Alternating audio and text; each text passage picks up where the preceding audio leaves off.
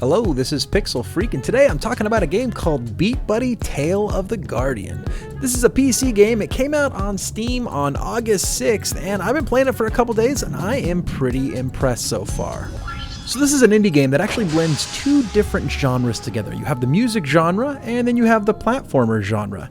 As far as a platformer is concerned, this is like Mario if you only ever played the underwater levels. Except for Mario underwater levels really kind of sucked, and this isn't that bad.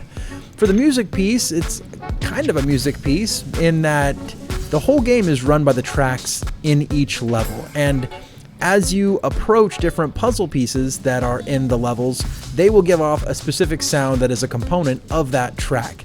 So as you're going through, there's all this dynamic sound, but also you interacting with the level also increases or decreases the effect of that particular sound of the track. It actually produces a very soothing and almost melodic experience as you solve puzzles and progress through the levels. Included in the game are three different control schemes. You can either use strictly the keyboard, which I found to be very obtuse the way you use the arrow keys and try to choose different buttons that you would attack with. Or you can use the mouse, which is kind of a drag and then click method, which I found also a little bit confusing, but was a little bit better than the keyboard. And then there's the control support, which is really the way you need to play this game.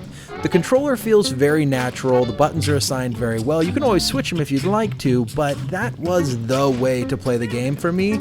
Everything else just really didn't work as well. It should be no surprise to you when I say that the brightest star within this game is the music and sound design. Each level comes equipped with its own unique track, and as I previously mentioned, those tracks are broken down into components which give off a sound depending on what type of puzzle piece you're by or what type of level element you are next to. Each track is a blend of electronica and other genres, but mostly if you're not into a pseudo dance beat, then you need not apply to this game. That being said, the tracks are all very impressive, and hats off to the artist of each one. The graphics are also a very polished piece of the game, with most of the game taking place as a two-dimensional sprite. The really cool thing is that each sprite looks like it's a hand-drawn illustration, which brings a lot of personality to each new puzzle piece, each new enemy, and each new level of the game. The overall graphics design was well coordinated, aesthetically pleasing, and left me feeling like I wanted to know what was going to come next. Despite these well-polished elements of the game, there were a few pieces that could have used some extra work. The puzzle elements, for instance, were primary to the game, but for some reason felt a little bit too easy for my taste. Now that may be because Threaks, the developer of this game, may have been targeting a broader audience and really wanted to make it so the difficulty of the game was easy for anybody to pick up, but for me being a gamer, somebody picking up a game that's very versed in games, it seemed a little bit overly simplistic.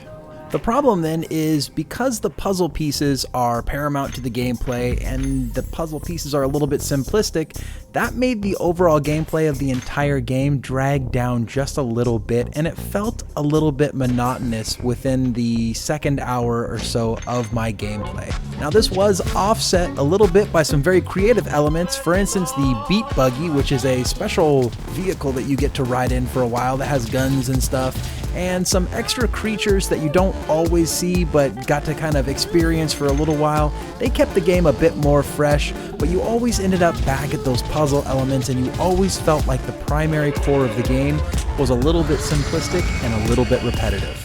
Overall, I think BeatBuddy is exactly what we should all be looking for in indie games today. It's a blending of genres and a level of creativity and innovation that we don't see in mainstream gaming.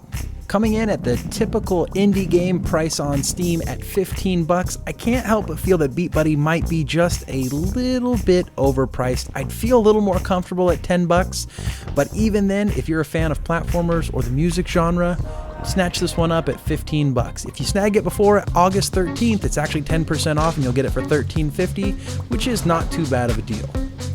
Bottle all this up, smash it together, and you get a Pixel Freak score of 80 pixels out of 100. Make sure to like this video, subscribe to the channel, and until next time, this has been Pixel Freak.